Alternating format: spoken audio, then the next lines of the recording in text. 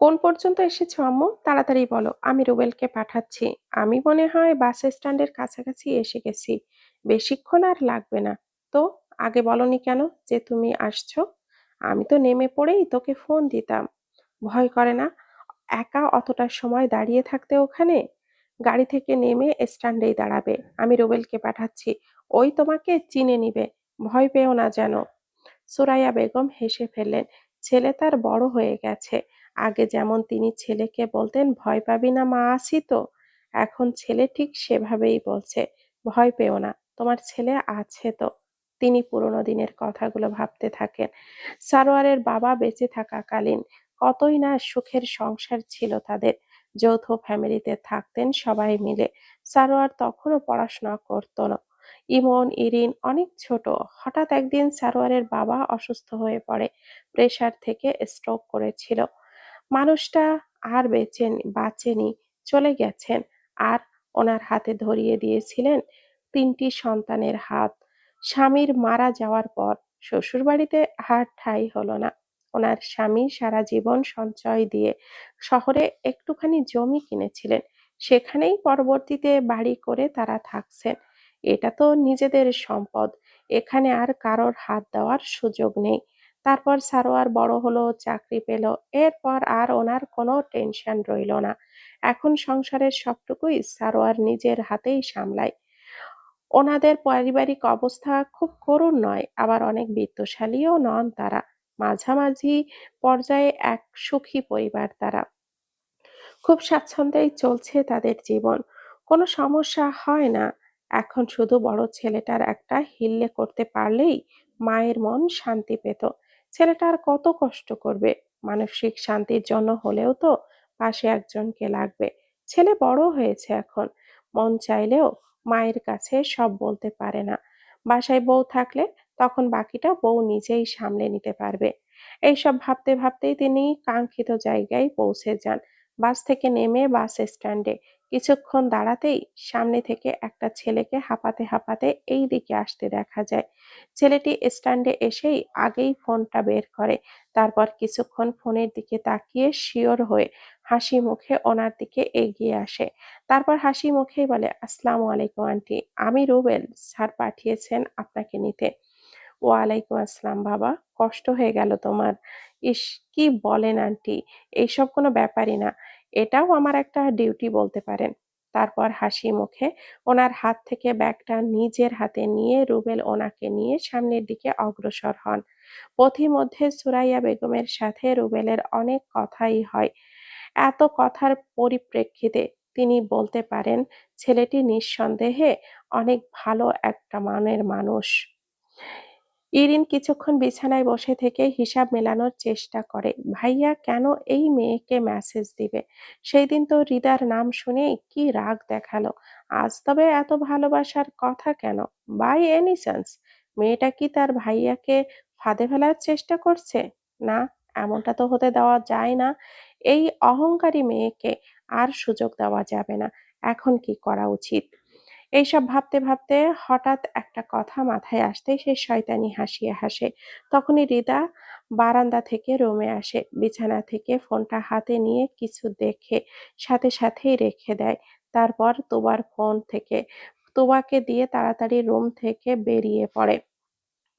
ইরিন আর চোখে সবটা দেখে মুখ ভেঙচি দেয়। সন্ধ্যায় নওরিন বেগম নাস্তার ব্যবস্থা করছেন। ইরিন রুমে ঘুমিয়ে গিয়েছিল।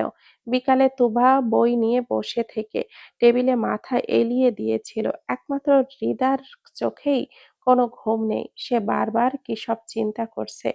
মা বাকিদেরকে ডেকে তুলতে বললে হৃদা আগে ইমনের রুমে যায়। দরজায় কয়েকবার টোকা দিয়ে শব্দ না পাওয়ায় দরজা মেলিয়ে দেখে ছেলেটা ঘুমাচ্ছে। যা বাবা, সবাই ঘুম। হৃদয় এগিয়ে গিয়ে ইমনকে মৃদু স্বরে ডাকে। প্রথম কয়েকটা ডাকে না উঠলে শেষে ডাকে লাফিয়ে উঠে বসে। পাশে তাকিয়ে হৃদাকে দেখে ভড়কে যায়। ইমনের ভড়কে যাওয়া চেহারা দেখে হৃদার বেশ হাসি পায়। তারপরও নিজেকে সামলে সে বলে, অনেক ঘুমিয়েছ পিচ্ছি, উঠে ফ্রেশ হয়ে ডাইনিং এ এসো। আর আম্মু ডাকছে সবাইকে। এইভাবে পিচ্চি বলায় ইমনের অনেক লজ্জা লাগে। এমনিতেই সে মেয়েদের সাথে কমফোর্টেবল না। তার ওপর হৃদা তাকে নিয়ে মজা করছে, তাই সে মাথা নত করে মৃদু মাথা দোলায়। হৃদা মুচকি হেসে রুম থেকে বেরিয়ে পড়ে। তারপর নিজেদের রুমে এসে আগে তুবাকে ডেকে তোলে। তুবা উঠেই ওয়াশরুমে চলে যায় ফ্রেশ হতে। হৃদা ইরিনকে ডাকলে ইরিন উঠে না। কয়েকবার ডাকার পর ইরিনের গায়ে হালকা ধাক্কা দিলে ইরিন লাফিয়ে উঠে বসে। আগে বারান্দা দিয়ে তাকিয়ে আশেপাশে অন্ধকার দেখে আবারও মুখ থুবড়ে শুয়ে পড়ে। ইমন ইরিনের এমন লাফিয়ে ওঠা দেখে হৃদা বুঝে এদের জন্মের জন যমজের মধ্যে স্বভাবের অনেক মিল আছে। এরিন ওভাবেই বিছানায় শুয়ে বলে, আম্মু, সকাল হয়নি তো, শুধু শুধু ডাকলে আমায়। যাব না কলেজে আমি। হৃদয় একটু ভ্যাবাচ্যাকা খেয়ে যায় ইরিনের কথায়, তারপর বলে, এই পিচ্ছি, ওঠো তো, সকাল না, এখন সন্ধ্যা, আর ঘুমাতে হবে না। কি সন্ধ্যা? পুরো পৃথিবী এক রাউন্ড ঘুরে ফেলেছে, আর তুমি এখনো কলেজের স্বপ্নেই পড়ে আছো তো দেখছি। হৃদা কথাটা মজা করে বললেও ইরিনের মন হয় হৃদা থেকে তাকে খুঁচিয়ে কথাটা বলেছে, তাই সে উত্তর না দিয়ে থম মেরে বসে থাকে। হৃদার মনে হয় মেয়েটা ঘুম থেকে মাত্রই উঠেছে বলে হয়তো এমনিই থম মেরে আছে। তুবা ওয়াশরুম থেকে বের হতেই ইরিন ওয়াশরুমে চলে যায়। হৃদা তাদেরকে তাড়া দিয়ে ড্রয়িং রুমে চলে যায়। ড্রয়িং রুমে ইমন তখন চুপচাপ বসেছিল। ইরিন এসেই ইমনের সাথে বসে। তুবা টিভি ছেড়ে তাদের সাথে বসে গল্প করতে থাকে। হৃদয় এসে মায়ের বানানো নাস্তা তাদের দিকে এগিয়ে দেয়। ইরিন আর চোখে তাকিয়ে থেকে খেতে থাকে। আর হৃদা এতক্ষণে মনে পড়ে যায় তারা আসার পর থেকে সে তাদের সাথে একটুও কথা বলেনি। বলবে কিভাবে? সে যে তখন সারোয়ারের টেনশনে মগ্ন ছিল। একটাবারের জন্যেও বাসায় মেহমানদের কথা মাথায় আসেনি। তাই এবার সবার সাথে বসে সে কথা বলতে থাকে। তার কথার জবাবগুলো ইমন দিলেও ইরিন একটু চুপচাপ ছিল। হৃদয় ইরিনকে বলে, তুমি কি কম কথা বলো নাকি ইরিন? কথা বলছো না যে? ইরিন জোর করে হেসে বলে, বলছি তো, আসলে খাওয়ার সময় কথা বলতে হয় না, আম্মু বলেছে এটা, তাই আর কি। ইমন ভুরু কুঁচকে ইরিনের দিকে তাকায়। এ কথা ইরিন বলল, যাকে কিনা মুখ চেপে ধরে কথা বলা বন্ধ করানো যায় না। আর ইরিনের কথা শুনে ইমন মেকি হাসে। নাস্তার সময়টুকু হৃদা তাদের সাথে অনেক কথাই বলে, তবুও যেন ইরিনের মন জয় করা সম্ভব হয় না। সুরাইয়া বেগম সারোয়ারের কাছে পৌঁছে নওশিনকে ফোন করে জানিয়ে দিয়েছে ইমন ইরিনের কাছে এখনো ফোন দেওয়া হয়নি। বাসায় ল্যাপটপ আছে, সেটাই দুইজনে চালায়। হাসপাতালের মায়ের কোলে মাথা রেখে সারোয়ার শুয়ে আছে। সুরাইয়া বেগম ছেলের মাথায় হাত বুলিয়ে দিতে দিতে বলে, তুই আমার আসার খবর কিভাবে পেয়েছিস বাপ? হুম, হৃদার মাধ্যমে। হৃদা মানে নওশিনের বড় মেয়েটা? হুম। ইরিন ইমন বোধহয় ওদের বাসাতেই আছে, তাই না? তোমার থেকেই হয়তো আমার গুলি লাগার কথা শুনে মেসেজ করেছিল, তা তখনই জেনেছি। আচ্ছা সাবিত, মেয়েটাকে তোর কাছে কেমন মনে হয়? বড্ড বোকাশোকা, একদম সংসারী নয়, ভীতু প্রকৃতির।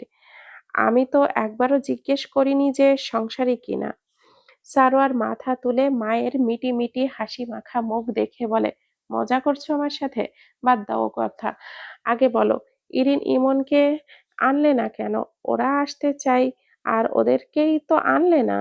এমনিতেই তুই অসুস্থ, ওরা এসে আরো ঝামেলা বাঁধাবে। তার থেকে না আনাই ভালো। অন্যের বাড়িতে বেশি দিন থাকা ভালো না আম্মু। তুমি 2 দিন পরেই চলে যাবে, ওদের নিয়ে বাসায় যাবে। ওরা তো একাই বাসায় থাকতে পারতো। হয়তো পারতো, তবে দুটো ছেলে মেয়ে একা একা বাসায় রাখাটা ভালো না রে বাপ। তার থেকে একটা ফ্যামিলিতে থাকবে, ভালো থাকবে। নওশীন অনেক ভালো রে, আর কোনো সমস্যা হবে না। তারপরও তো আমি আজকেই ডিসচার্জ নিয়ে বাসায় যাব। তুমি তো আছোই, 2 দিনেই দেখবে সুস্থ হয়ে গেছি আমি। তারপর আরামসে তুমি বাসায় চলে যেতে পারবে। সারোয়ার মায়ের সাথে কথা বলার সময় তার ফোনের মেসেজ আসে। মায়ের কোলে মাথা রেখেই সে মেসেজ চেক করে।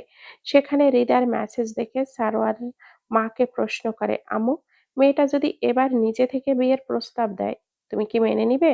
সুরাইয়া বেগম একটু ভেবে চিন্তা করে বলে, জীবনটা তোর, সংসারও তুই করবি। তাছাড়া হৃদার ব্যবহারে আমার প্রথমে একটু খারাপ লাগলেও বুঝতে পেরেছি মেয়েটা প্রকৃতপক্ষে বোকা ছন্দের মেয়ে। মাথায় কোনো বুদ্ধি নেই, দিন দুনিয়ার খেয়াল নেই, এইসবে আমার বলার কিছুই নেই। দেখ, তুই যা ভালো বুঝিস কর। সারোয়ার শুধু মুচকি হাসি দেয়। সেই মেসেজে কি বলা হয়েছিল জানা নেই, তবে নিশ্চয়ই কিছু কিছু ছিল যা সারোয়ারকে আনন্দিত করেছে।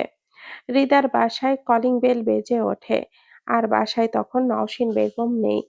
তিনি একটু সামনের বাসায় গিয়েছেন। ইমন তাকে দেওয়া রুমে বসে আছে। ইরিনও এতক্ষণ ভাইয়ের কাছেই ছিল। মাত্রই একটু পানি খাওয়ার জন্য ড্রয়িং রুমে এসেছে। সে শুনেছে আঙ্কেল, মানে হৃদার বাবা নাকি এমন সময়ই আসে, তাই সে ভাবে আঙ্কেল বোধহয় এসেছে। হৃদা তোবাকে না আসতে দেখে সে নিজেই এগিয়ে যায় দরজা খোলার জন্য। তবে দরজা খোলা মাত্রই তার মুখ হা হয়ে যায়, চোখে মুখে বিস্ময় প্রকাশ পায়। আহ, সাথে সাথেই মৃদু চিৎকার করে বলে ওঠে, আপনি এই বাসায়? সামনে থাকা ব্যক্তিরও সেম অবস্থা। ব্যক্তিটি তার দিকে একটু তীক্ষ্ণ দৃষ্টিতে তাকালে ইরিন ভড়কে যায়। এমন সময় সেখানে হৃদার প্রবেশ ঘটে। সে কলিং বেল শুনে আগে ওড়না খুঁজছিল, এতক্ষণ লাগিয়ে ওড়না খুঁজে পেয়ে তারপর এসেছে। হৃদা ড্রয়িং রুমে আসতেই ইরিন দৌড়ে গিয়ে হৃদার পেছনে লুকায়। তারপর ফিসফিস করে বলে, আপু, একটা অনেক খারাপ লোক আসছে। আমি ভুলে দরজাটা খুলে ফেলেছি। আপু, কি করব এখন? কে আসছে? তুমি ভয় পাচ্ছ কেন? একটা বদমাস, রাগী লোক। আমি বদমাস, রাগী? রিদানের কণ্ঠ শুনে ইরিন নিজেকে সম্পূর্ণরূপে রিদানের পেছনে লুকিয়ে ফেলতে চেষ্টা করে। সে তো ভাবেওনি এই লোককে এই বাসায় দেখবে কখনো। ভাইয়া, তুমি এত রাতে, কিছু হয়েছে? আজব তো, তুই হৃদা, আমার খালামণির বাসায় আসতে নির্দিষ্ট সময়ের প্রয়োজন আমার? মনে হচ্ছে বাসায় ঢোকার আগে তুই আমার প্রয়োজন শেষ করে বের করে দিতে চাচ্ছিস। উফ, রিদান ভাই, তুমি না বেশি বেশি বলো। আমি তো জিজ্ঞেস করলাম কোনো সমস্যা হলো নাকি। আরে, আসো বাসায়। হুম, না হলে এত ঠেকা পড়ে নাই তোদের আজাইরা পেঁচাল শুনতে। আম্মু বাসায় তালা দিয়ে কোন আত্মীয়ের বাসায় চলে গেছে। আমিও চাবি আনতে ভুলে গেছি। খালামণি কোথায়? সামনের বাসায় গেছে। বসো তুমি, আমি পানি আনতেছি। হৃদয় ড্রয়িং রুমের দিকে তাকিয়ে টেবিলের দিকে এগোতে থাকে। পেছন থেকে ইরিন হৃদার জামা খামচে ধরে নিজেও যেতে চায়। তখন রিদান তাকে দেখে ডাক দেয়, এই মেয়ে, দাঁড়াও ওখানে। রিদানের ডাক শুনেই ইরিন চোখ খিচে রিদাকে ধরে বিড়বিড়িয়ে বলে, শুনিনি আমি, কিচ্ছু শুনিনি, কারোর কোনো ডাক শুনিনি, কেউ ডাকেনি আমায়। রিদা আপু, তোমায় আর কখনো খারাপ বলবো না, অহংকারী বলবো না। আমায় এই লোকটার সামনে থেকে সরাও প্লিজ।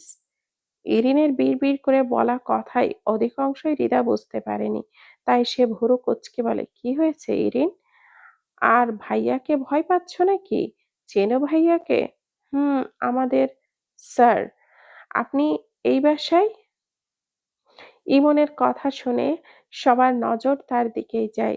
রিদান ইমনকে উত্তর দেয়, হুম, আমার খালামণির বাসা এটা। তোমরা? আম্মুর বান্ধবী হন উনি। আম্মু ভাইয়ার কাছে গিয়েছে, তাই আমাদের এখানে রেখে গিয়েছে। হৃদয় ইরিনকে এক পাশে দাঁড় করিয়ে পানি এনে রিদানকে দেয়। এই সুযোগে ইরিন তাড়াতাড়ি করে সেখান থেকে ভেগে যেতে চায়। তা দেখে রিদান তাকে বলে, এই মেয়ে, তোমাকে আমি দাঁড়াতে বলিনি? কোন ধরনের অভদ্রতা এটা? রিদানের কথায় ইরিন চমকে ওঠে, থেমে যায়। তারপর গুটি গুটি পায়ে ইমনের সাথে গিয়ে দাঁড়ায়। রিদান রিদা ভাইয়াকে থামতে বলে, আরে ভাইয়া, এমন করছো কেন তুমি? তুই চুপ থাক। শাস্তি জিনিসটা টাটকা টাটকা দিলেই বেশি ভালো হয়। ইরিন আজ ক্লাস করেনি কেন? অসুস্থ, অসুস্থ ছিলাম আমি। আমি তো ছুটি নিয়ে চলে আসছিলাম। আচ্ছা, রাস্তার মোড়ের চটপটিটা কেমন ছিল ইরিন? ইস, অনেক মজা ছিল স্যার। আবারও সেই টেস্ট করা উচিত। মুখ ফসকে কথাটা বলে ফেলেছে ইরিন। থমকে যায় পাশে দাঁড়ানো ইমন আর তার বোকামোর জন্য। তার দিকে রাগী দৃষ্টিতে তাকায়। তা দেখে ইরিন ঠোঁট উল্টে ভাইয়ের হাতের একটা আঙ্গুল ধরে মাথা নিচু করে দাঁড়িয়ে থাকে। রিদান তাদের দিকে তাকিয়ে বলে, সামনের সপ্তাহে ক্লাসে এক্সাম নিব। হাইয়েস্ট মার্ক না পেলে গার্ডিয়ান ডাকা হবে আবার। এটা তোমাদের পড়াশোনার থেকে পালানোর জন্য বেস্ট একটা শাস্তি হবে। কিন্তু আইসিটি শুধু এমসিকিউ নয়, এটার চেয়ে তো সায়েন্সের সাবজেক্টগুলোতেই বেশি গুরুত্ব দেওয়া হতো। ইরিন মিনমিন করে বলা কথাটা শুনে হৃদার কপালে হাত দেয়। ইরিন যে বড্ড বড় ভুল করে ফেলল। এই আইসিটির মতো সাবজেক্টটা রিদান তাকেও পুরো গুলিয়ে খাইয়েছে। এখনো তাকে প্রশ্ন জিজ্ঞেস করলে হয়তো সে গড়গড়িয়ে উত্তর দিতে পারবে।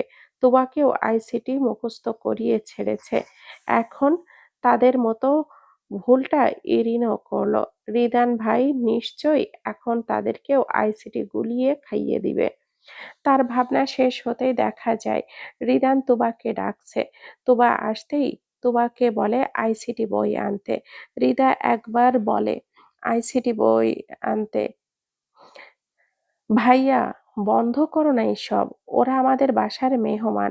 এইসব ঠিক হচ্ছে না। মেহমান হতে পারে তোদের বাসার, তবে আমার কাছে একমাত্র স্টুডেন্ট ছাড়া আর কিছুই না। তুই চুপ থাকবি নাকি তোকেও? না না, আমার এমনিতেই পড়াশোনার শেষ নেই, আর দরকার নেই। তোমার কাজ তুমি করো, আমি আমার কাজে যাই। রিদান ইসলাম রিদার খালাতো ভাই আর রিদার মায়ের চাচাতো বোনের ছেলে। তবে রিদানের মায়ের সাথে নওশীন বেগমের একদম আপন বোনের মতো সম্পর্ক। সেই হিসাবে রিদানের সাথেই তাদের দুই বোনের একদম আপন ভাই বোনের মতো সম্পর্ক। রিদানও বড় ভাইয়ের মতোই তাদের শাসন করে, স্নেহ করে, ভালোবাসে। আর তারাও রিদানকে বড় ভাইয়ের মতোই ভালোবাসে। সারোয়ার বেডে বসে আছে চুপচাপ। মা কখন থেকে বকাবকি করে যাচ্ছে তাকে। বাসায় তেমন কোনো বাজার করা নেই, সেটা নিয়ে তিনি বকাবকি করছেন। তিনি না আসলে নিশ্চিত ছেলে বাসায় ফিরে হালকা পাতলা খেয়ে বসে থাকতো। ভাগ্যিস তিনি এসেছিলেন। মায়ের সকল কথার প্রেক্ষিতে সারোয়ার কোনো কথা না বলে চুপচাপ বসে আছে। একটু আগে ফোন করে রুবেলকে বলেছে একটু কিছু বাজার করে আনতে। রুবেল বোধহয় এতক্ষণে চলেও আসবে। মা রাগ করে বলেছেন, কি যেন বলছিলি? বিয়ে করে বউকে আমার কাছে রাখবি আমার সাহায্যের জন্য? না রে বাপ, আমার লাগবে না। যা দেখলাম এখন, বউকে তোর কাছেই রাখতে হবে, নয়তো না খেয়ে এইভাবে নিজের অযত্ন করবি। মায়ের কথা শুনে সারোয়ার মিটিমিটি হাসতে থাকে। মায়ের মুখে বউয়ের কথা শুনে তার হৃদার কথাই মনে পড়ে। মনে পড়ে গতকাল দেওয়া হৃদার মেসেজটা। সারোয়ারের প্রশ্নটা ছিল, এইবার এসব কথার পরিপ্রেক্ষিতে অনুভূতির কি নাম দিবেন? রিদা বলেছিল, যদি বলি উত্তরটা পজিটিভ, আপনি কি বলবেন? তার উত্তরে সারোয়ার বলেছিল, একদম সঠিক করে উত্তর দিবেন মিস, নয়তো পুনরায় ফাজলামো করতে আসলে সেটার ফল ভালো হবে না। তখন রিদার সেই উত্তরটা সে পেয়েছিল, সেটা ভাবলেই সারোয়ারের হাসি পায়। রিদার মতো মেয়ে যে এমন কথা বলবে সে ভাবেনি। ভেবেছিল হয়তো লজ্জায় পড়ে উত্তর দিবেই না, নয়তো উল্টোপাল্টা উত্তর দিবে। অথচ তাকে অবাক করে দিয়ে তাদের কথোপকথনটা ছিল, মেজর সাহেব, হুম, একটা সিরিয়াস প্রশ্ন করি, সিরিয়াস উত্তর দিবেন। বলুন, বিয়ের প্রস্তাবের মেয়াদ কি এখনো বহাল আছে মেজর সাহেব? যদি বলি এইবার আমি রাজি হব, সব পুনরায় নতুন করে শুরু করব। যদি বলি আপনার দেওয়া প্রস্তাবটা এবার আমি সাদরে গ্রহণ করতে চাই, আমাকে কি আপনার পাশে দাঁড়ানোর সুযোগটা দেওয়া যায় না মেজর সাহেব? মেসেজটার পরিপ্রেক্ষিতে সারোয়ারের কোনো উত্তর দেয়নি তখন। সে দেখতে চায় রিদা কতক্ষণ অপেক্ষা করতে পারে। রিদার ধৈর্যের পরীক্ষা নিতে চায় সে। পরে না হয় রিদার এক আকাশ পরিমাণ আশাকে সে বাস্তবে রূপান্তর করবে। আমার বড় ভাইয়ার পেছনে মেয়েদের পুরো একটা লাইন পড়ে আছে জানো? ভাইয়া একটু ইশারা দিলেই সবাই ঝাঁপিয়ে পড়তো। শুধু ভাইয়া এইসবে মাথা ঘামায় না। বলো কি রিন, সত্যি? তবে তোমার ভাইয়া বিয়ে করে না কেন? করবে তো। জানো, আমার একটা কাজিন আছে, নাম ফারিয়া। অনেক ভালো মেয়ে, সাথে সুন্দরীও। ফারিয়া আপু তো ভাইয়াকে ভালোবাসে। ভাইয়া এবার রাজি হলেই ওদের বিয়েটা দিয়ে দিবে। ইরিনের কথা শুনে রিদা অবাক হয়। সারোয়ারের অন্য কারোর সাথে বিয়ে ঠিক হয়ে গেছে? তার জন্যই কি তার দেওয়া মেসেজের রিপ্লাই দিল না? রিদার মন খারাপ হয়ে যায়। অন্যদিকে ইরিন রিদার মন খারাপ দেখে মনে মনে খুশি হয়। একজনের মনে আগুন ধরিয়ে দিয়ে সে ইমনের কাছে যায়। ইমন তখন একাই রুমে বসেছিল। ইরিন ভাইয়ের দিকে বসে বলে, ভাই, আগুন ধরিয়ে দিয়ে এসেছি রে। কি? আগুন কোথায়? রিদা মেয়েটার মনে। জানিস, ফারিয়া শয়তানিটার নামে কতগুলো ভালো কথা বলে আসলাম। বলেছি ভাইয়ার সাথে ওই শাকচুন্নিটার বিয়ে হবে। হায় আল্লাহ, এসব কি করেছিস তুই? আম্মু জানলে তোর খবর আছে। দূর, কিসের খবর হবে? এমনিতেই তো এই বিয়ে ভেঙে গেছে। এত ভাবিস না তো, কিচ্ছু হবে না। হঠাৎ নাকে সিগারেটের গন্ধ পেয়ে ইরিন ইমনের বাহুতে একটা থাপ্পড় মারে। তারপর নাক চেপে বলে ওঠে, বেয়াদব, সিগারেট খাচ্ছিস তুই? এত অধপতন হয়েছে তোর? ভাইয়াকে বলছি, দাঁড়া। তখনই বারান্দা থেকে রিদান রুমে প্রবেশ করে। তাকে দেখেই ইরিন অবাক হয়ে তাকায়। রিদান প্যান্টের পকেটে হাত দিয়ে মুখে সেন্টার ফ্রুট চিবোতে চিবোতে তার দিকে তাকিয়ে বলে, এত রাতে এই রুমে কি? আপনাকে বলবো কেন? আমি আমার ভাইয়ের কাছে এসেছি। ভাইয়ের সাথে কথা শেষ, বিদায় হও এখন। এটা কি আপনার রুম? আপনি বের করে দিচ্ছেন কেন আমায়? তুমি হয়তো ভুলে যাচ্ছ তুমি কার সাথে কথা বলছো। আমি আঙ্কেলকে বলে দিব আপনি আমার সাথে খারাপ ব্যবহার করেছেন, আর আপনি যে স্টুডেন্টের সামনে সিগারেট খাচ্ছেন। ইমন তাড়াতাড়ি করে বোনকে থামানোর চেষ্টা করে। ইরিন উল্টে তাকে থামিয়ে বলে, তুই চুপ থাক। দেখছিস না টিচার হয়ে জ্ঞান দিচ্ছে, অথচ নিজেরই জ্ঞানের অভাব। ইরিনের মাথায় খারাপ হয়ে গেছে। এইভাবে মুখ চললে আর তাকে থামানো যাবে না। তাই ইমন বাধ্য হয়ে বোনকে এক প্রকার ঠেলে রুম থেকে বের করে দেয়।